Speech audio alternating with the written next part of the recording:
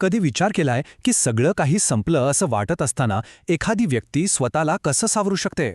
चला, आज आपण एका अशाच अविश्वसनीय प्रवासाची गोष्ट ऐकूया. ही गोष्ट आहे लिज मरीची, एका अशा मुलीची जिने अशक्य ते शक्य करून दाखवलं.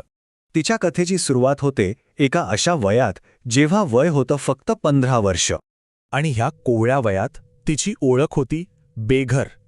हा फक्त एक शब्द नाहीये, हे तिच्या आयुष्याचं त्यावेळचं सगळ्यात मोठं आणि विदारक सत्य होतं. आता विचार करा, तिचं आयुष्य कसं असेल. आई एड्समुळे देवाघरी गेलेली, वडील एका निवारागृहात, स्वतःचं असं हक्काचं छप्पर नाही. मग रात्र कुठे काढायची? तर कधी जिण्यांमध्ये, कधी थंडी वाजू नये म्हणून रात्रभर सबवेच्या ट्रेनमधून फिरत राहायचं. आणि पोटातली आग, ती विझवण्यासाठी दुसऱ्याने टाकून दिलेलं अन्न शोधायचं. म्हणजे तिचं आयुष्य एका अशा चक्रात अडकलं होतं जिथून बाहेर पडणं जवळजवळ अशक्यच वाटत होतं. अशा परिस्थितीतून खरंच बाहेर पडण्याचा मार्ग सापडतो का? सगळी दारं बंद वाटत असताना आशेचा एखादा किरण दिसतो का? साहजिक आहे हा प्रश्न पडणं. पण हो, तिच्या आयुष्यात एक असा क्षण आला, एक असा टर्निंग पॉइंट ज्यानं सगळं काही बदलून टाकलं. तो क्षण होता तिच्या आईच्या अंत्यसंस्काराचा. दुःखाचा डोंगर कोसळलेला, पण त्याच क्षणी त्या साध्या लाकडी शवपेटीकडे बघत असताना तिच्या मनात काहीतरी लख्ख प्रकाश पडला, एक साक्षात्कार झाला. आणि तोच क्षण तिच्या आयुष्याची दिशा बदलणारा ठरला. तिला तिच्यासमोर 2 रस्ते अगदी स्पष्ट दिसत होते. एक रस्ता जो तिला तिच्या भूतकाळातच अडकवून ठेवणार होता, म्हणजे जसं आयुष्य वाट्याला आलं ते तसं स्वीकारायचं. आणि दुसरा रस्ता होता स्वतःच्या नशिबाची सूत्र आपल्या हातात घेण्याचा. तिने ठरवलं, आता भूतकाळ आपलं भविष्य ठरवणार नाही. तिने दुसरा मार्ग निवडला. आणि इथूनच सुरू झाली तिच्या आयुष्याची खरी मॅरेथॉन. एक अशी शर्यत जी तिला 2 वर्षात जिंकायची होती. आणि या शर्यतीत तिचा एकमेव आधार होता शिक्षण. हो, तिच्याकडे ना घर होतं ना पैसे, पण तिने ठरवलं की शिक्षणच तिला या परिस्थितीतून बाहेर काढू शकतं.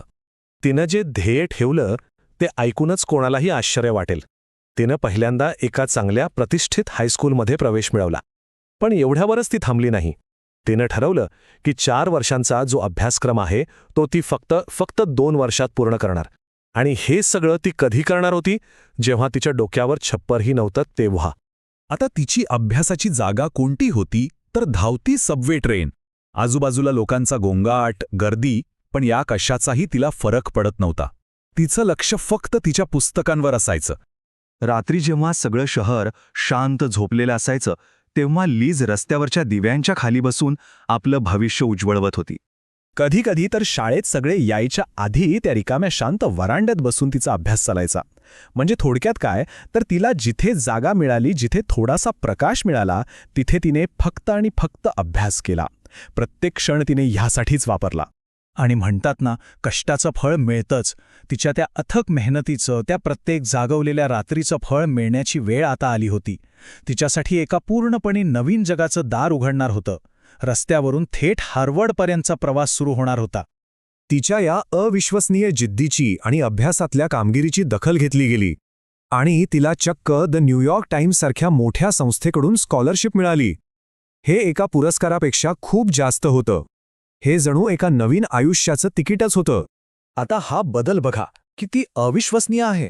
एक वेळ होती जेव्हा ती पोटाची खळगी भरण्यासाठी कचरापेटीत अन्न शोधत होती. आणि आता तीच मुलगी जगातल्या सर्वोत्तम युनिव्हर्सिटीपैकी एक असलेल्या हार्वर्ड युनिव्हर्सिटीमध्ये प्रवेश घेत होती. यापेक्षा मोठा विजय तो कोणता असू शकतो?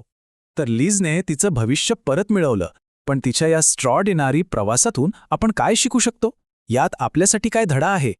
तिच्या आयुष्याचं सार एका वाक्यात सांगायचं झालं तर ते हेच आहे: तुमची सुरुवात तुमचा शेवट ठरू शकत नाही. म्हणजे आपण कुठून आलो, आपली परिस्थिती काय होती यावर आपलं भविष्य अवलंबून नसतं. ते घडवण्याची ताकद पूर्णपणे आपल्या हातात असते. या कथेतून 3 महत्त्वाच्या गोष्टी आपल्या लक्षात येतात.